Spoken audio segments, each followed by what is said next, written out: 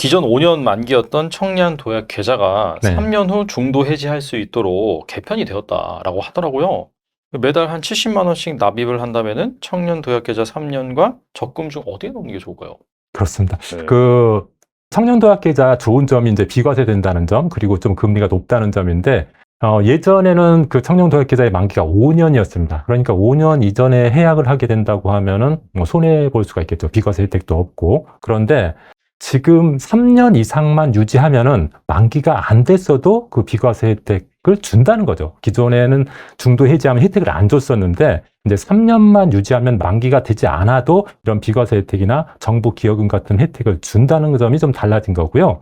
또 한 가지는 그 가입 요건이 예전에는 중위소득의 180%까지만 가능했거든요. 그런데 중위소득의 250%까지 가능한 걸로 해서 그 범위가 더 넓어졌다고 볼 수가 있겠죠. 예를 들자면 중위소득이 지금 한 180만 원에서 200만 원 정도 되는데 그것에 250%까지 가입할 수 있으니까 가입할 수 있는 범위가 더 넓어졌다고 볼 수가 있겠습니다.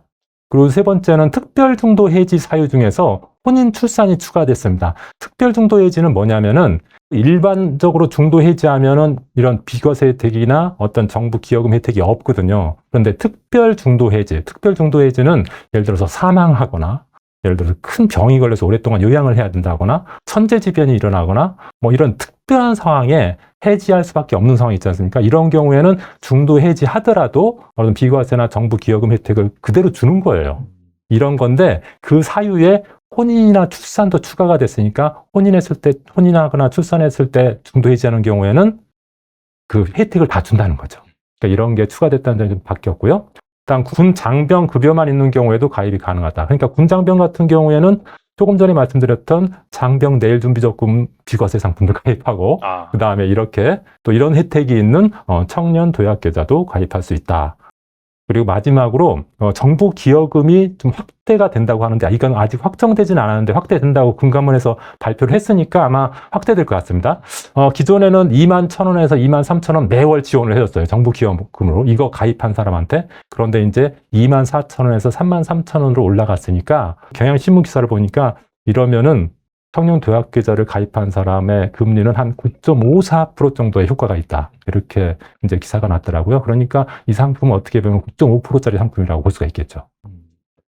9.5% 정말 꿈의 숫자네요. 진짜. 네. 그래서 이제 일반 적금하고 청년 도약 계좌를 한번 비교를 해봤습니다. 만약 일반 적금으로 70만 원 든 경우하고 청년 도약 계좌로 70만 원 든 경우를 비교를 해봤더니 일반 계좌는 정부 기여금이 없죠. 그러니까 0원입니다. 매달 정부에서 기여해주는 건 없고. 근데 청년 도약 계좌 같은 경우는 24,000원 정도 지금 더 추가로 넣어주니까 그 부분이 플러스 되니까 3년 동안 최종 원금만 해도 좀 일반 적금보다 많겠죠. 매월 24,000원만큼 많고 3년을 기준으로 보면 한 86만 4천원 정도 더 많아집니다.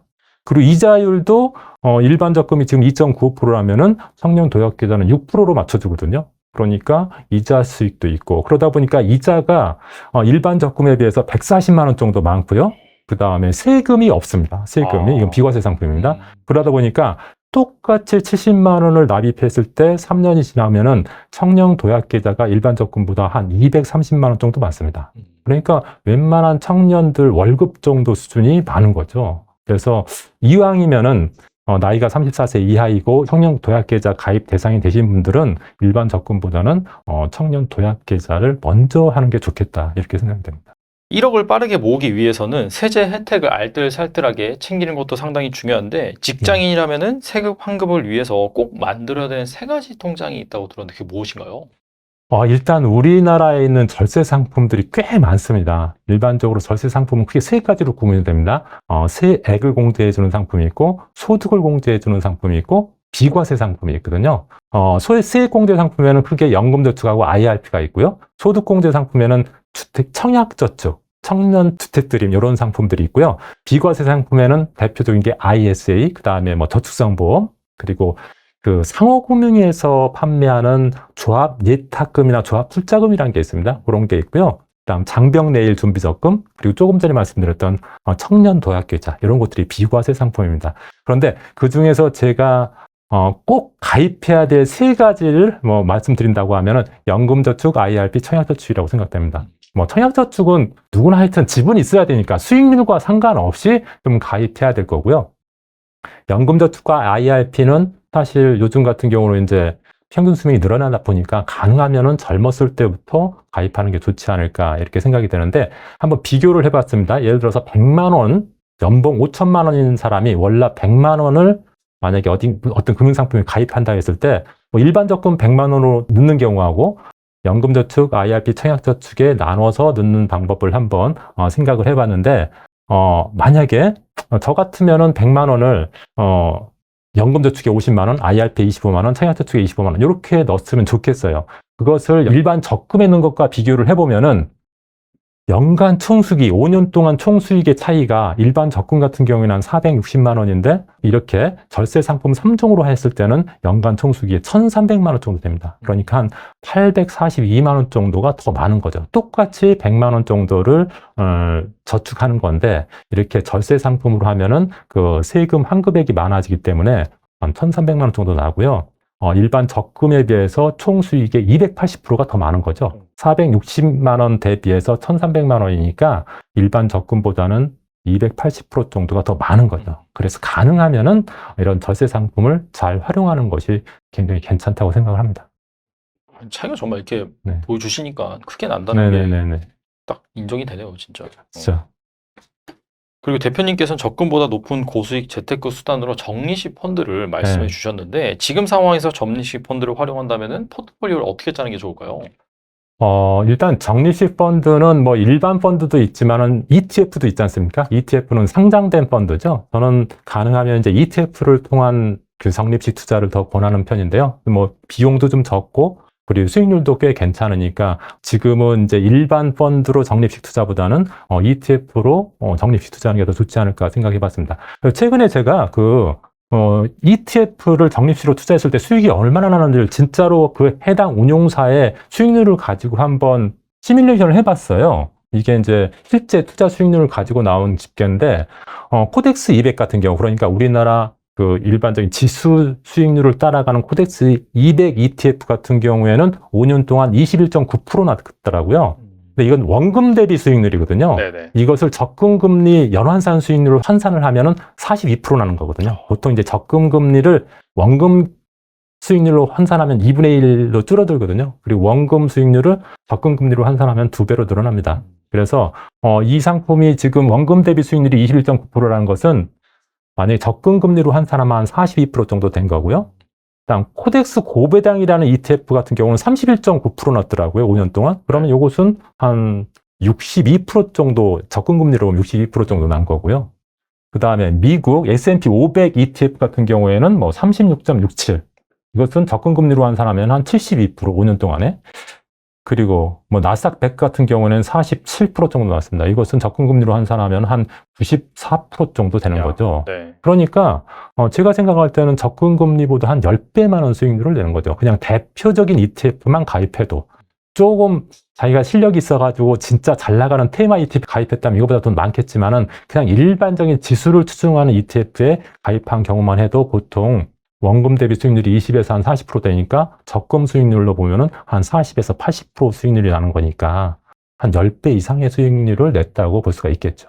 그래서 이제 제가 적립식 펀드로 만약에 포트폴리오를 짜려면은 이제 크게 이제 투자에 대해서 중립적인 위치에 있는 투자자 입장에서 봤을 때 투자 세팅하고 공격적인 투자자의 투자 세팅을 나눠서 제가 한번 세팅을 해봤는데요. 만약에 중립적인 투자자가 한 100만 원 정도 적립식 펀드로 투자한다고 하면은 국내 펀드, 국내 채권, 해외 주식 펀드, 해외 채권 펀드 이렇게 나눠서 국내 주식과 채권의 반반씩, 그다음 해외 주식과 채권의 반반씩, 전체적으로는 각각 4분의 1씩 이렇게 투자하면은 좀 어떤 위험에도 좀 대비할 수 있지 않을까. 주식이 올라갈 때는 이런 주식형 펀드가 올라갈 거고, 좀 주식이 안 좋을 때는 채권형 펀드에서 좀 수익이 날 거고, 그러면 좀 안정적인 수익을 낼 수 있지 않을까 생각이 되고요. 나는 좀 공격적인 투자자다 그랬을 때는 뭐 국내 반도체 펀드, 뭐 해외 AI 펀드, 뭐 고배당 펀드, 리츠 펀드 이렇게 여기 다양한 조금 향후 수익률이 좋을 거라고 생각되는 다양한 펀드 한 4개 정도에 각각 25만 원씩 나눠서 투자하면은 좀 더 높은 수익을 낼 수 있지 않을까 저는 이렇게 생각을 합니다. 그리고 IS 계좌 가입자 수가 500만 명을 넘어섰다고 하더라고요. 국민 10명 중 1명은 이 ISA 계좌를 갖고 있다는 것인데 사실 또 비경제 활동 인구를 제외하면은 훨씬 더 그 비율이 올라가겠죠. 네네. 지난번 노후 현금 흐름을 위한 배당 ETF 5가지를 추천해 주셨는데 이후에도 더 다양한 ETF가 상장된 걸로 알아요. 네, 현 네. 시점에서 이 ISA 계좌에 담아둘 만한 고배당 ETF 뭐가 있을까요? 저도 IS를 굉장히 잘 활용하고 있는데요. 일단은 ISA 계좌는 앞으로 더 늘어난다고 하는데 지금 현재 시점에 2024년 현재 시점에서는 연간 2천만 원까지 늘 수 있거든요. 물론 계속 넣으면 5년 동안 1억까지도 최대한 넣을 수 있는데 1년을 기준으로 하면 2천만 원까지만 넣을 수 있거든요. 근데 2천만 원을 그럼 어떻게 세팅할 것인가? 저 같은 경우에는 만약에 ETF로 세팅한다면 이렇게 세팅하고 싶습니다. 첫 번째는 그 ETF로 할 수도 있고 이제 주식도 있지 않습니까?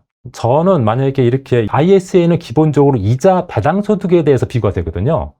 주식 같은 경우에는 이미 다 그 매매 차익에 비과세니까 굳이 주식을 뭐 이렇게 ISA에 여기서 투자할 필요는 없는데 주식 중에서도 고배당 주식 있지 않습니까? 뭐 SK텔레콤이나 LG 같은 경우는 사실은 뭐 배당 소득도 꽤 되니까 이런 주식들은 투자할 만하다고 생각합니다. 그래서 그런데 한 400만 원 정도, 2천만 원 가지고 세팅한다고 하면 일단 고배당 ETF 중에서도 고배당 ETF 같은 게 있거든요. 배당 많이 주는 ETF 이런 쪽에 한 400만 원. 그다음에 리츠도 배당 소득을 주죠. 부동산에 투자하지만은 거기서 나는 배당 소득에 대해서 지급을 해주니까 배당 소득이 많은 상품입니다. 그러니까 이런 것도 IS에 담으면 좋은 상품이고요. 그리고 해외 주식 펀드, 일반적으로 해외 펀드, 우리나라 주식형 펀드 같은 경우에는 주식 매매 차익에 대해서 비과세되기 때문에 사실은 ISA 계좌에 굳이 담을 필요가 없거든요. 그런데 해외 주식형 펀드 같은 경우는 우리 배당 소득으로 과세하기 때문에 네. 이런 상품 같은 경우에는 ISA에 담으면은 이런 비과세 혜택이 있으니까 좋겠죠. 그래서 뭐 미국 S&P에 투자하고 싶다 그러면은 이런 미국 S&P에 투자하는 ETF에 투자를 해서 이런 IS 계좌에 담으면은 비과세되니까 그만큼 혜택이 좋다고 볼 수가 있고, 그다음에 해외 채권 펀드도 사실은 과세되는 건데 이자 소득이나 배당 소득에 대해서 과세하는데 이 상품에 IS 계좌에 담으면은 비과세되니까 이런 상품을 중심으로 해서 세팅하는 게 좋지 않을까 이렇게 생각이 됩니다. 제가 IS와 관련돼서 또 소득을 늘릴 수 있는 방법이 한 가지 또 있는데 만기 됐을 때 어떻게 하느냐가 또 굉장히 소득을 많이 만들어 주거든요.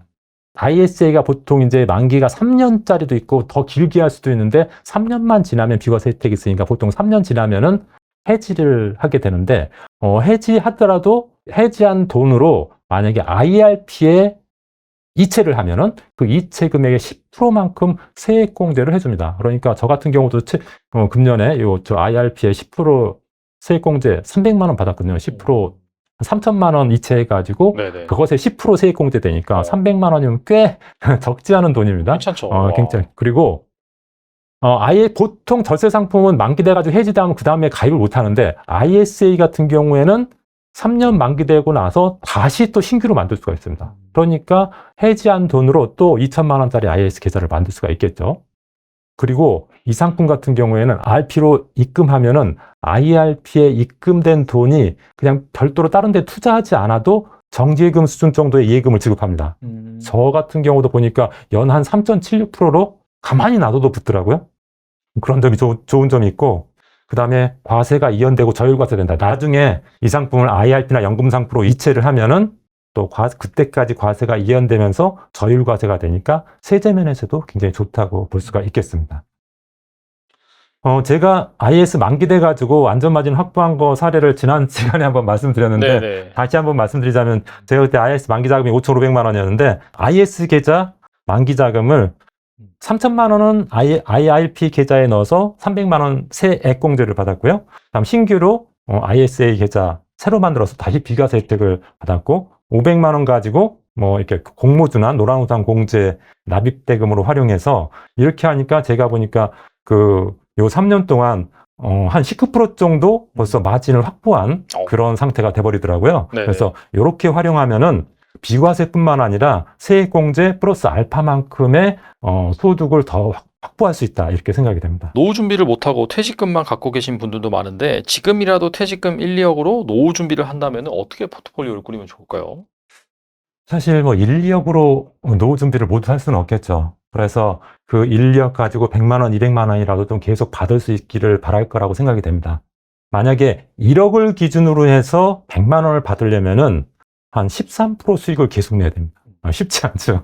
어렵네요, 만약에 진짜. 200만 원을 네. 받으려면 27% 수익을 내야 되고요. 27%면은 그 피터 린치가 마젤란 펀드에서 올린 수익률 정도인데 거의 맞아요. 불가능한 수익이라고 생각이 봐야죠. 되고요. 네. 만약 2억을 기준으로 만약에 월 100만 원, 200만 원 받겠다고 하면은 한 5% 정도 수익을 내면 100만 원 정도 수익은 100만 원 정도 계속 받을 수가 있고요. 13% 정도 수익을 내면은 200만 원씩 계속 받을 수가 있습니다. 그래서 제가 이것을 한번 다른 펀드로 할 수 있나 한번 찾아봤더니 그 고배당 펀드가요. 사실은 단기적으로는 수익률이 그렇게 많지 않은데 5년, 10년으로 가면 수익률이 꽤 높습니다. 일반 성장주 펀드에 못지않게 수익률이 높더라고요. 그래서 한 4개 정도의 펀드를 제가 조금 수익률이 괜찮은 펀드를 찾아봤더니 연평균 수익률이 한 10%에서 15% 정도 되더라고요. 그래서 전체 4개를 평균을 내봤더니 한 12% 정도 되는데 12% 정도 나면은 한 2억 정도 이렇게 각각 나눠서 4분의 1씩 투자했을 때 매월 200만 원씩 받을 수 있습니다. 그래서 꽤 괜찮다고 생각합니다. 제가 퇴직금 2억으로 주식 투자하는 것보다는 사실 저는 펀드를 많이 추천하는 이유 중에 하나가 일단은 개인이 투자하는 것보다는 더 안정적이고 그리고 장기로 투자했을 때 내가 낸 수익률보다 훨씬 더 높은 수익을 낼 수 있다고 생각하기 때문에 가능하면 펀드로 이렇게 분산 투자하는 게 좋다고 생각하고요. 만약에 내가 40세다. 40세면은 50세에 노후 준비하는 것보다 나을 거 아닙니까? 훨씬 낫겠죠. 일반적으로 네. 훨씬 나을 겁니다. 만약에 40세에 내가 1억이 있어가지고 노후 준비를 한다면은 어떻게 하는 게 좋을까? 제가 이런 질문을 한번 받은 적이 있어서 한번 세팅을 해봤습니다. 40세에 제가 만약에 40세라면 이렇게 할 것 같아요. 고배당 ETF에 2천만 원. 근데 고배당 ETF를 IS 계좌에 넣습니다. IS 계좌면은 배당 소득에 대해서 전부 다 비과세잖아요. 그러니까 더 효과가 더 좋을 거고요. 그다음에 성장형 ETF에다가 1,800만 원 넣을 것입니다. 성장형 ETF 1,800만 원 넣는데 이곳은 IRP 계좌하고 연금저축에 놓으면은 세액공제를 받지 않습니까? 그다음에 나중에 저율과세 되니까 세제상 혜택도 있고 이렇게 넣을 거고, 그다음 업종 대표주 예를 들어서 뭐 삼성전자든지 뭐 현대차라든지 우리가 생각하는 업종 대표주들 뭐 국내 주식이든 해외 주식이든 상관없이 업종 대표주 1등주 중심으로 한 2천만 원 투자할 것 같고요. 그 다음에 해외 주식 ETF, 우리나라 국내 주식은 뭐 성장 ETF로 국내 주식을 활용하고 해외 주식 ETF를 통해서 해외 주식에 투자해서 좀 자산도 글로벌 자산 배분으로 좀 하는 방법도 괜찮을 것 같고요. 그 다음에 2,200만 원 정도는 단기 채권 펀드, CMA 같은 데 넣어놨다가 혹시라도 굉장히 좋은 투자처가 나오거나 조금 약간 손실이 났는데 조금 물타기를 할 만한 그런 펀드 ETF가 있다고 하면은 이럴 때 활용하는 게 좋지 않을까. 저는 이렇게 하면은 연 10% 정도 수익을 내지 않을까. 저는 이렇게 생각을 하고, 만약에 연 10% 정도 수익을 낸다고 하면요, 7년 후에 1억이 2억 원이 되고요, 14년 후에는 4억, 22년 후에는 8억. 그러니까 40세에서 한 62세 정도 되면 8억 정도 되고 30년 후에는 16억이 됩니다. 만약에 이게 제가 이렇게 예상한 대로 간다고 하면은 그래서 가능하면 노후 자금도 빨리 준비해서 이렇게 세팅을 하면은 60세, 70세 됐을 때 굉장히 많은 노후 준비 자금이 마련되지 않을까 생각이 됩니다. 네, 오늘 나와주셔서 정말 좋은 말씀 많이 해주셨는데 끝으로 한 말씀만 부탁드립니다. 제가 주식 투자를 한 30년 정도 했는데요. 이야, 진짜 오래 하셨네요. 네. 많이 하면서 느낀 게 제일 안타까울 때가 크게 깨졌을 때죠. 수익이 그렇죠. 날 때는 크게 진짜 너무 기분이 좋은데 깨질 때 크게 상처받고 가정적으로도 힘들고 사회생활도 좀 힘들어지는 경우가 많습니다. 제가 생각했을 때는 투자하는데 크게 수익률을 내는 것보다 더 중요한 게, 수익률을 내는 것도 물론 중요한데 그것보다 더 중요한 것은 큰 손실이 나지 않도록 내 재산을 관리하는 거라고 생각이 되거든요. 큰 손실이 나지 않도록 관리하는 게 중요한 이유는 수익이 많이 날 때는요, 대부분 대세 상승장이라 실력이 좋은 사람이나 나쁜 사람이나 다 수익이 잘 나요. 그런데 손실이 크게 날 때, 크게 깨질 때는 어떤 사람은 적게 깨지는데 어떤 사람은 완전히 작살나게 깨지거든요. 그래서 먹은 돈을 다 깨먹고도 원금 손실이 커지는 경우가 많습니다. 그런데 그것을 예방하는 방법이 저는 세팅이라고 생각합니다. 제가 지금 여러 가지 세팅을 조금 전에 보여드렸는데 어느 한 상품에 맹신해서 올인하지 마시고 제발 좀 성격이 다른 여러 가지 상품에 나누어서 세팅하는 거, 이런 것들이 굉장히 중요하다고 생각하고요. 직장이면 월급 세팅, 그 다음에 은퇴 예정자라면 은퇴 세팅을 잘 하는 것이 진짜 자신의 노후를 잘 준비하고 자신의 어떤 경제 생활도 잘할 수 있지 않을까 이렇게 생각이 됩니다.